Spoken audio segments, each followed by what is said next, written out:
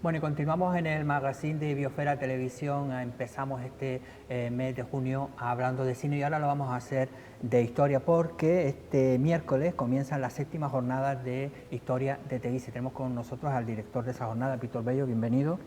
Bien hallado, Domingo. 7 años ya, tú has estado en las 3 últimas, ¿puede ser? 4. En las 4 últimas, Sí. ¿no? Cada año eligen un tema, ¿no? El del año. Vamos a recordar un poquito cómo has ido hilando esta historia de Teguise. Empezamos hace 4 años con la recuperación de historia de la mujer desde el punto de vista de la mujer y las relaciones de poder, y la jornada se titularon Mujer y Poder en los inicios de la Edad Moderna. Al año siguiente, ya que se produjo todo el tema de la erupción en La Palma y demás, lo dedicamos al vulcanismo histórico.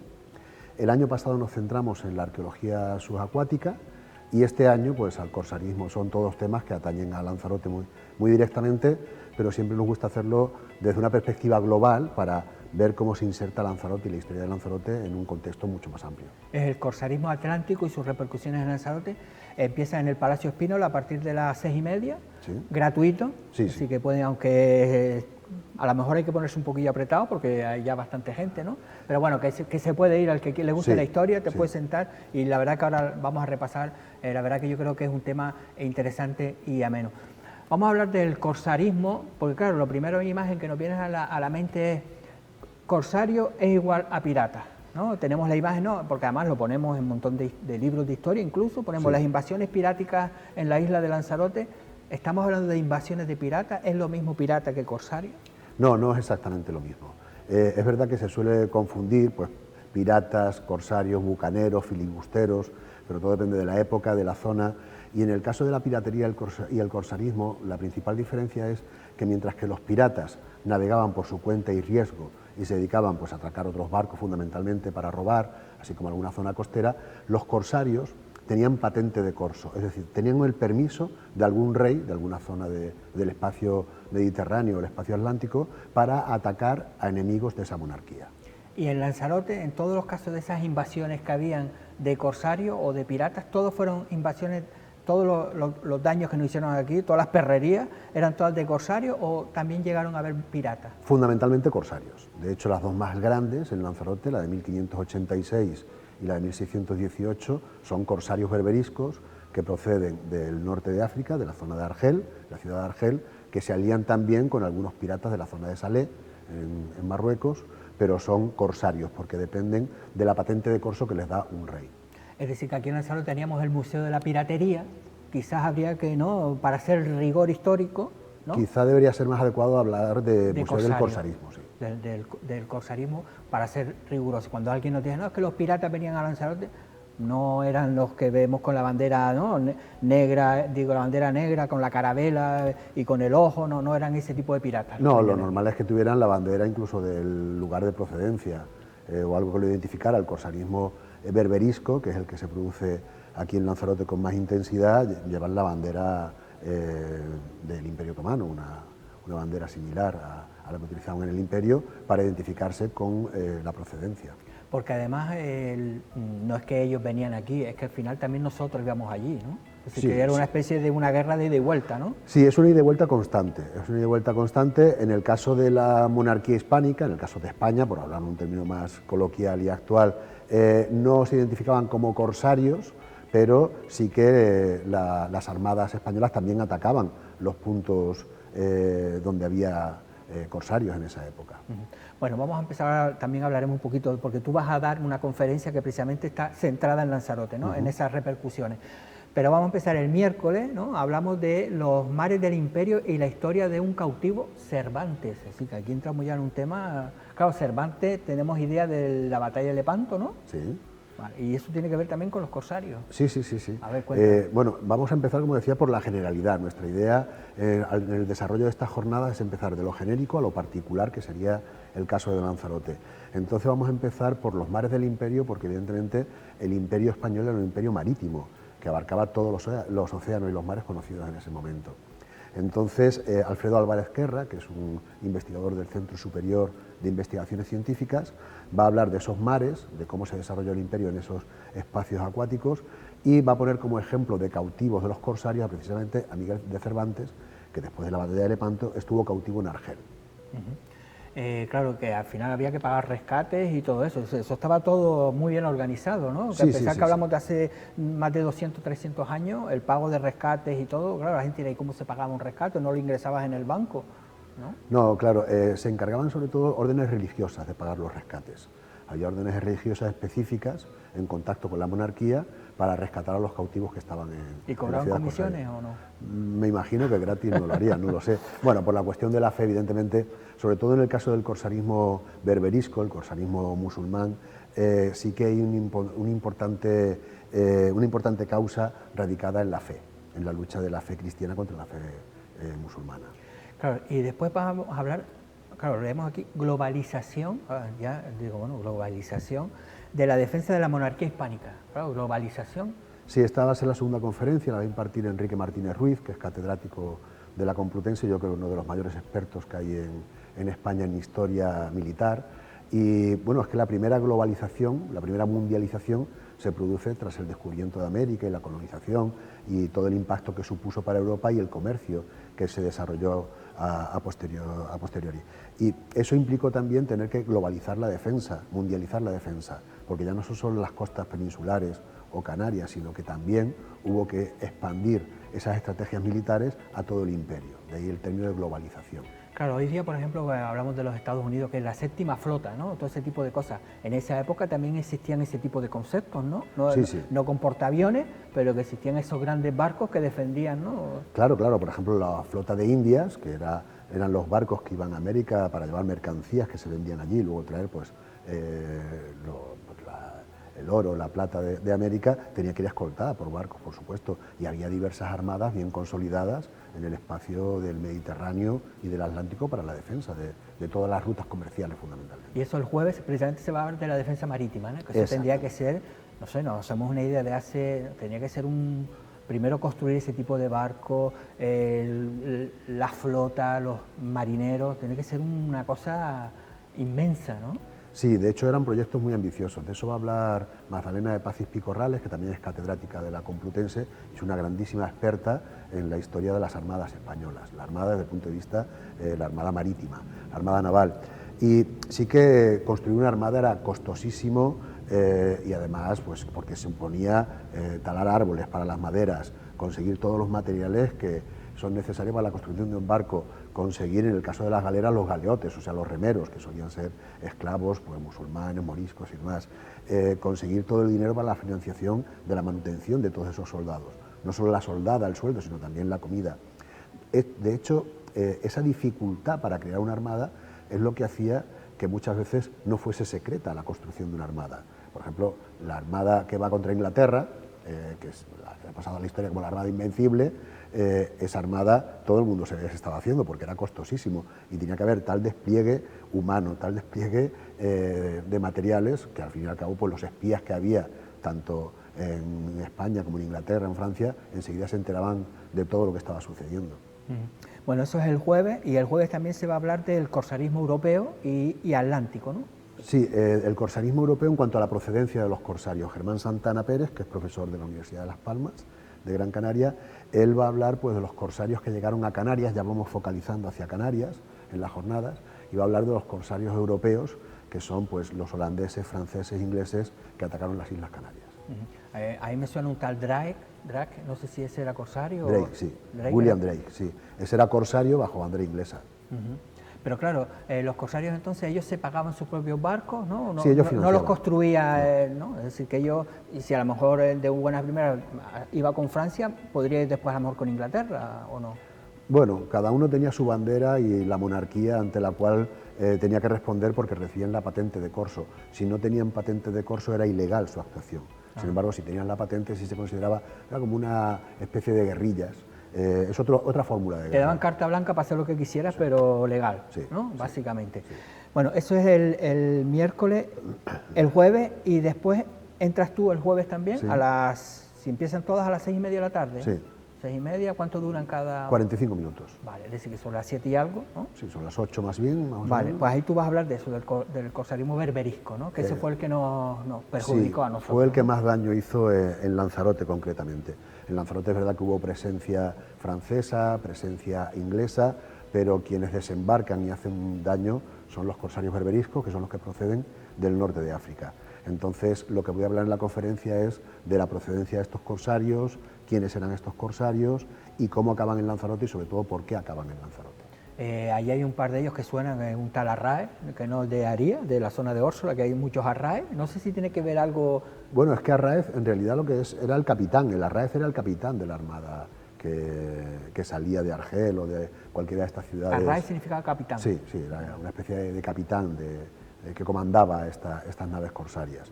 Entonces tenemos a Morato Arraez en 1586 y después a Tabac Arraez, que es en 1618, los dos grandes ataques que se producen en Lanzarote. Ajá. Pero Arraez al final es un apellido... Sí, se ha convertido en un apellido. Un apellido, es decir, que puede que sea... Claro, seguramente tiene esa raigambre, seguramente sí. Ajá. Que puede proceder de Canarias, porque en la península también conozco yo algún Arraez. Ajá. Es decir, que era de capitán, básicamente sí, podría ser capitán de origen berberisco, ¿no? Sí, entonces al final tenemos esa mezcla. Claro, y los daños que se hicieron en Lanzarote, ¿no? Todo ese tipo de daños, claro, tampoco había mucho que robar aquí, ¿no? Bueno, había... Estamos teniendo la idea de Lanzarote era una mísera, ¿no? Es una población muy pobre, muy pequeña, al final que venían a robar aquí o a destrozar. Personas. Porque una de las particularidades del corsarismo berberisco es que, al contrario del corsarismo por parte de ingleses, franceses, holandeses, el papado había prohibido la esclavización de cristianos. Sin embargo, cuando se produce la lucha entre musulmanes y cristianos, la esclavización sí que está permitida. Entonces, aquí el principal objetivo era capturar personas, hacer daño. También es un sistema de demostrarle a la monarquía hispánica que tenía puntos flacos y que podían atacar, su talón de Aquiles. La flota de Indias en el camino a América pasaba por aquí, había productos que se comerciaban, pero fundamentalmente era la captura de seres humanos para venderlos como esclavos. Que eso fueron, claro, siempre también nos dicen que la Cueva de los Verdes era donde se refugiaban, ¿no? Era el gran refugio, y ahí fue uno de los Arraez, ¿no?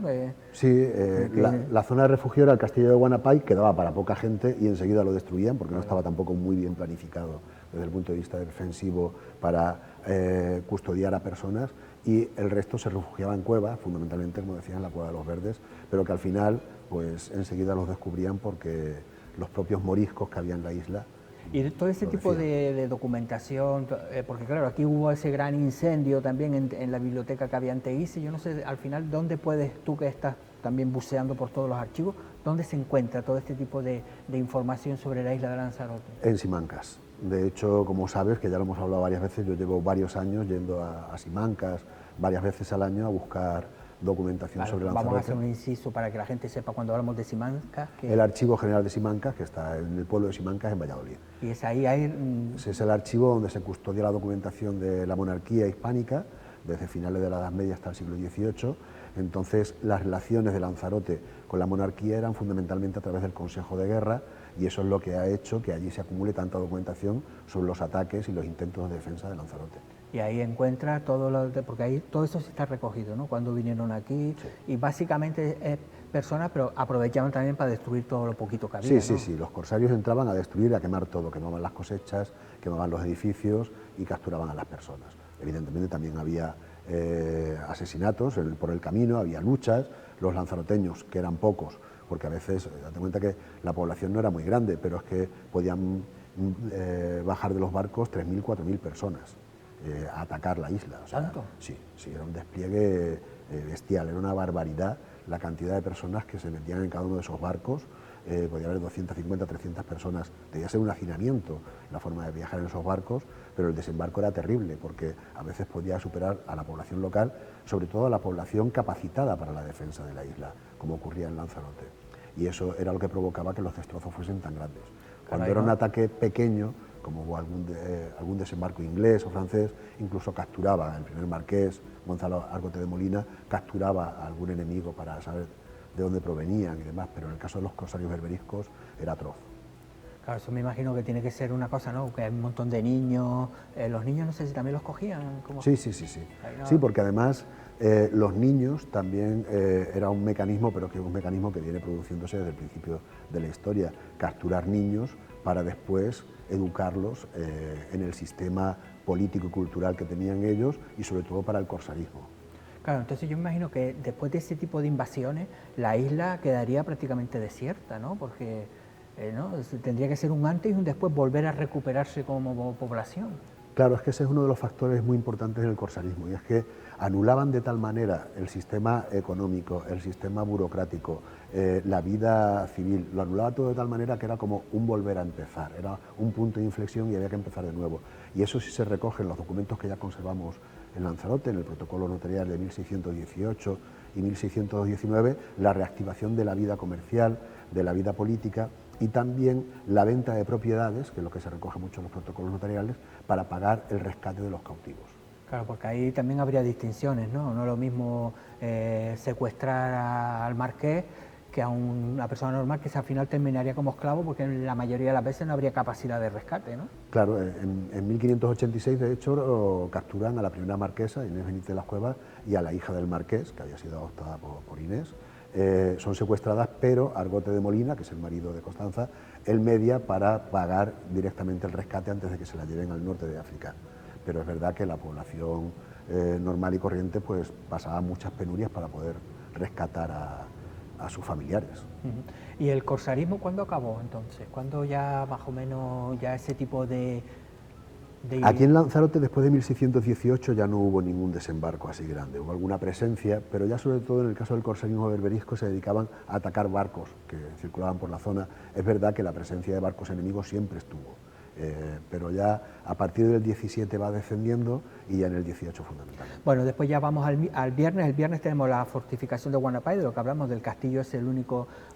también tendríamos el castillo de San Gabriel, sí, sí. que bueno, que es que con ese tipo de barco, con ese tipo era imposible, ¿no? Sí. Es decir, lo mejor era meterse en la cueva de los verdes y rezar. Exactamente. Rezar allí, sí, a ver si... Es lo que harían fundamentalmente, intentar que no lo localizaran.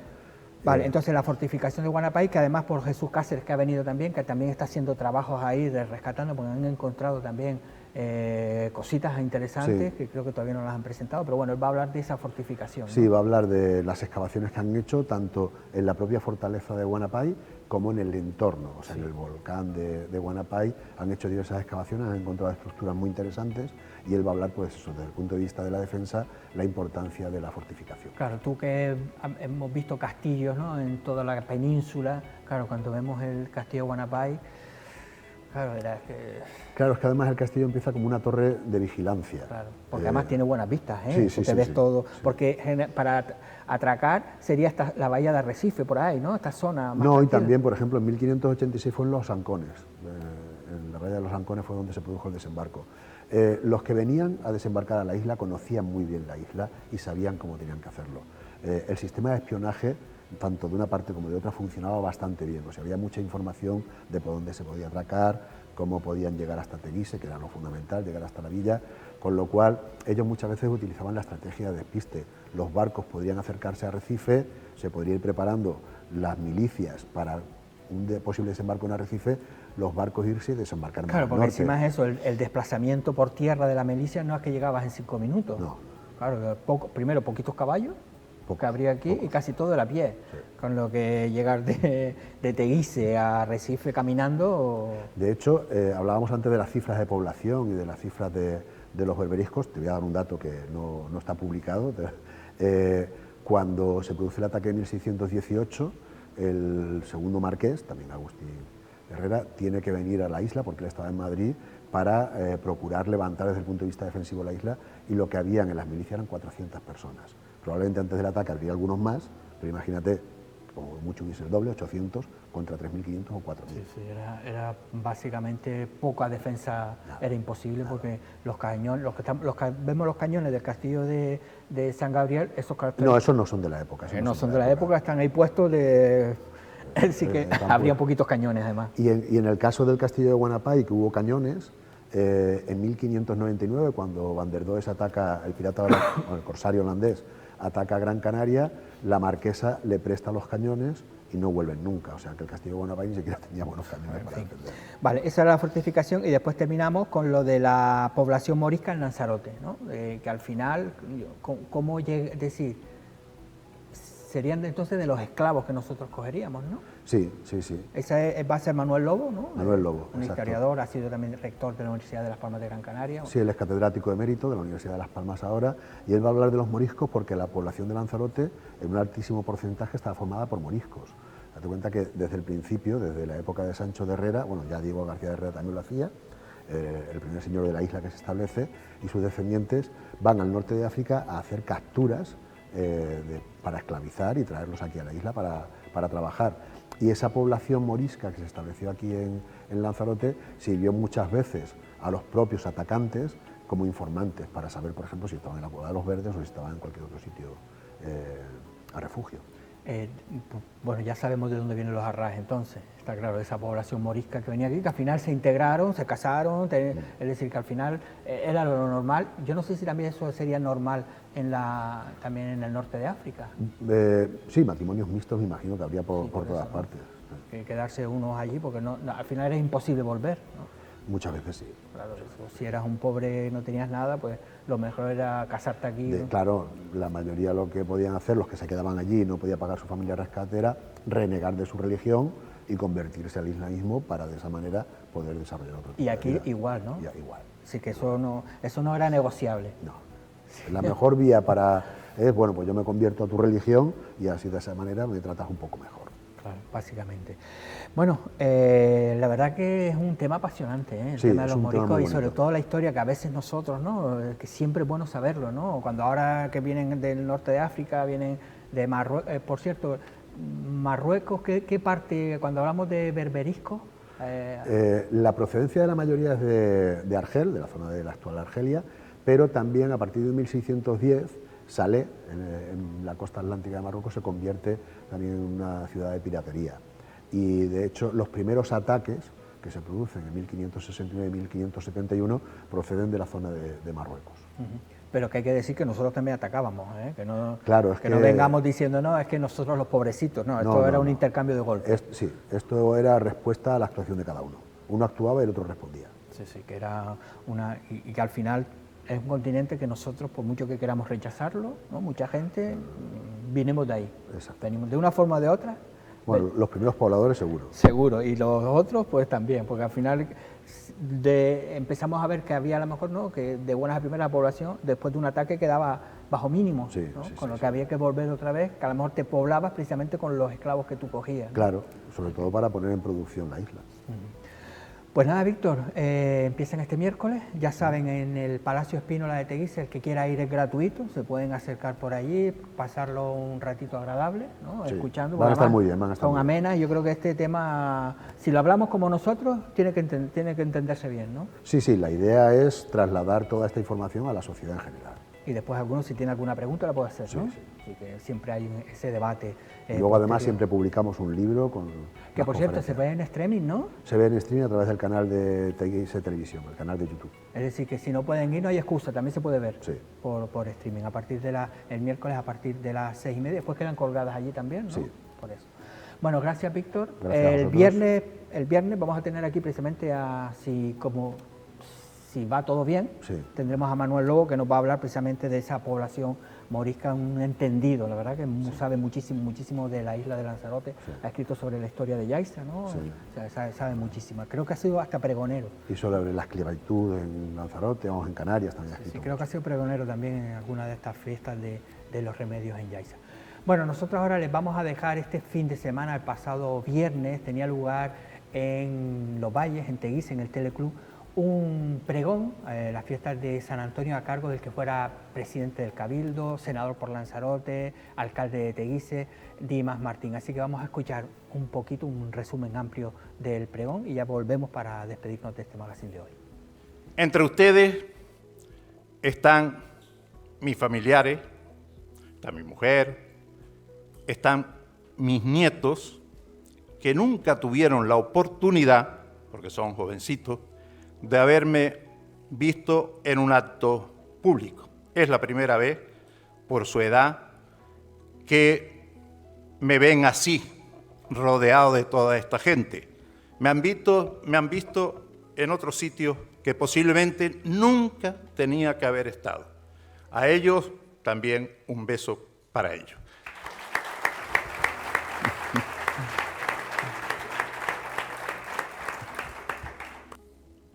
Así no es obra de ningún erudito, que no lo soy.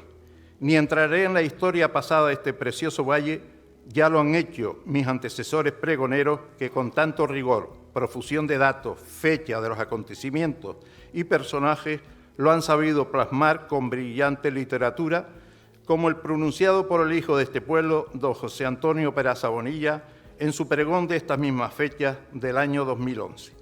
El pretender competir o complementar su relato sería estar condenado al ridículo. Estoy convencido que muchos de los asistentes esperan de mí una referencia a mi situación personal. Solo les diré que no es lugar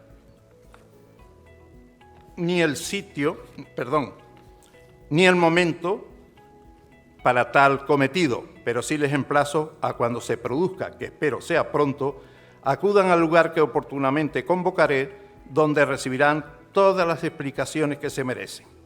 Los hombres, en nuestros actos, debemos guiarnos por nuestra conciencia, y les juro a ustedes que sí, que la mía está muy tranquila.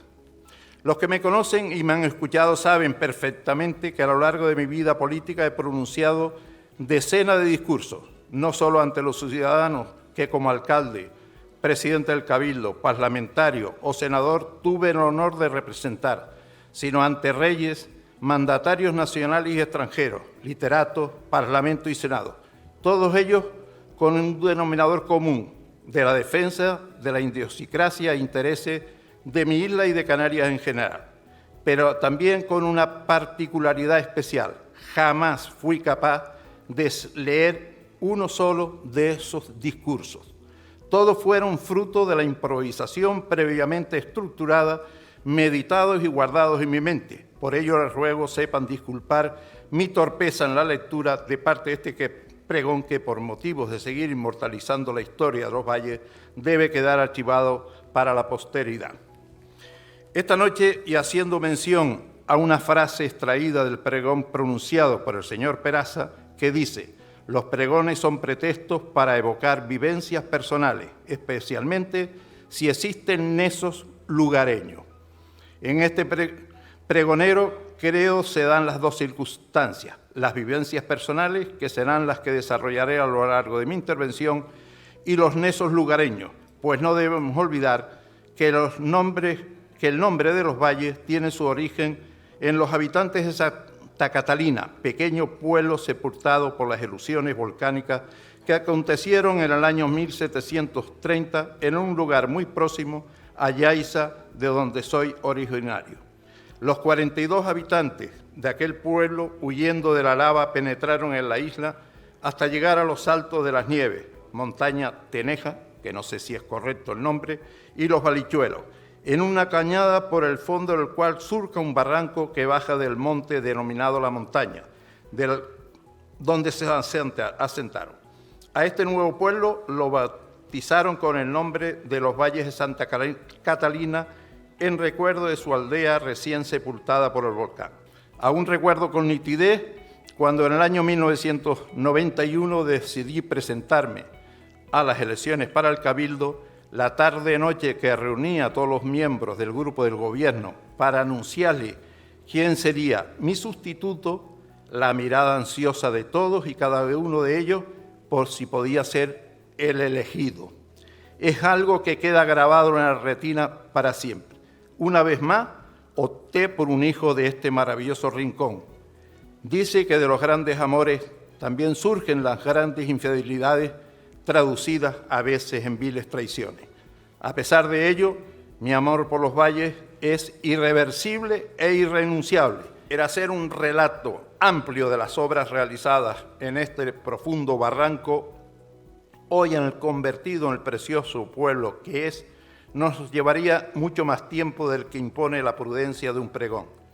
Pero sí me permitiré destacar algunas de esas obras por su simbolismo, incluso sus anécdotas, que encierran en su construcción como fue el Parque de Undía, donde se encontraba enclavada la antigua escuela, que una vez desalojada a la fuerza, a la maestra doña Plácida Guerra y toda su familia la derribamos durante la noche y en la mañana siguiente construimos el pequeño parque que los vecinos les dio en llamar el Parque de un Día, por la rapidez con el que fue construido.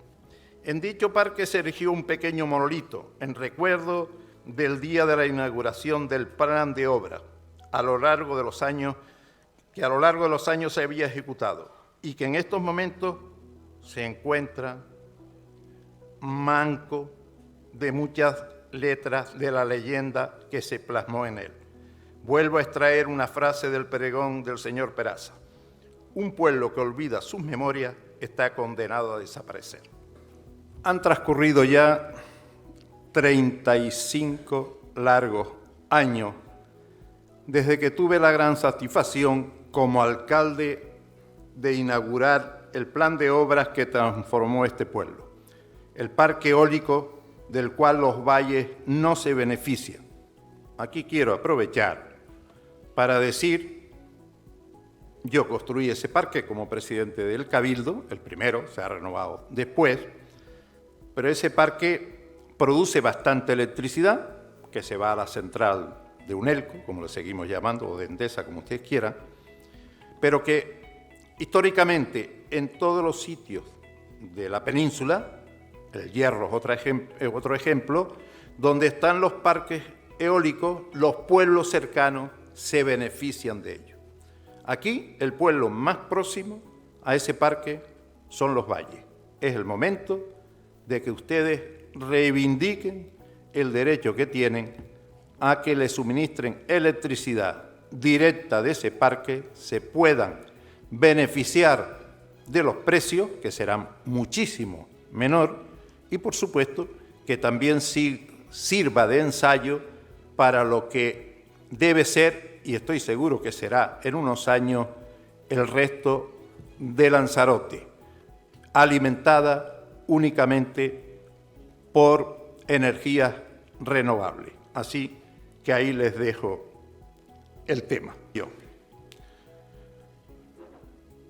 he pasado y sigo pasando un momento o momentos muy difíciles, muy duros. Hombre, hoy me consuela que Trump, no sé cómo se pronuncia correctamente, a ver los que hablan inglés, que es candidato al país más poderoso de la Tierra, pues también se las tiene que ver constantemente con los juzgados. Esto en la historia ha sido así y tampoco hay que dramatizar demasiado. Hay decenas de líderes mundiales o no mundiales que se han visto, pues sorprendidos por esas actitudes que no siempre son ni morales ni correctas. Quizás una obra que yo creo que marca el devenir de todas mis peripecias fueron los Baños de los Dolores. Los Baños de los Dolores por los que yo he pagado una fuerte pena. Hoy se siguen utilizando, de lo cual yo me alegro, pero parece no muy lógico que cuando se está condenando a una persona por haber hecho supuestamente una obra ilegal, en el mismo momento se diga que no se derribe la obra porque era un servicio público. Aquí tengo que agradecer nuevamente al alcalde de Tinajo, que siempre salió en mi defensa, porque él fue uno de los peticionarios, junto con el cura, junto con decenas de vecinos que me pedían como presidente del Cabildo que acabara con aquella indignidad que existía de que las personas que iban a los Dolores tuvieran que hacer sus necesidades detrás de las paredes como si estuviéramos en pleno desierto africano. Ahora, con mis 75 años rebasados, aquí estoy. Si alguien pretendía con esto que yo no saliera de mi casa, se han equivocado. voy a estar. Es mi vocación. No pretendo estar en la política activa, pero espero que nadie pretenda tampoco cerrarme la boca cuando yo pueda aportar cosas que sean beneficiosas para mi isla. Estamos en una encrucijada. Lanzarote tiene un debate abierto, si turismo sí, si turismo no, si más emigrantes, si menos emigrantes. Ahí tenemos al presidente del Gobierno de Canarias que no sabe qué hacer con tanto chinijo, comprando leche, comprando pañales, y el hombre lo tienen desquiciado. Por lo tanto, yo creo que hace falta que todos aportemos lo que sabemos, la experiencia que tenemos, a unos y a otros. Aquí debiéramos de olvidarnos por una vez de siglas y de pensamientos políticos y debiéramos de trabajar por este Lanzarote que, siento decirlo, pero lo diré, después de que aquellos 4 alcaldes, como fue Honorio García Bravo, Antonio Cabrera, Luis Perdomo y yo nos sentamos en el Parlamento, que fue un revulsivo para esta isla, lo que ha venido después, señores, por lo menos no nos han superado. Bueno, ha sido el pregón, una parte de ese pregón de Dima Martín por las fiestas de San Antonio en Los Valles. Nosotros nos veremos, no aquí, porque mañana vamos a ir a la Fundación César Manrique. Esta noche va a ser la gran final del programa Saber de César, ya sabe, ese concurso sobre la vida, la obra de nuestro artista más internacional. Pues mañana nos vamos a ir a la Fundación César Manrique porque allí vamos a conocer, vamos a hablar a los ganadores y también a los que han quedado finalistas de este gran concurso sobre César Manrique. Así que nos vemos mañana en la Fundación César Manrique.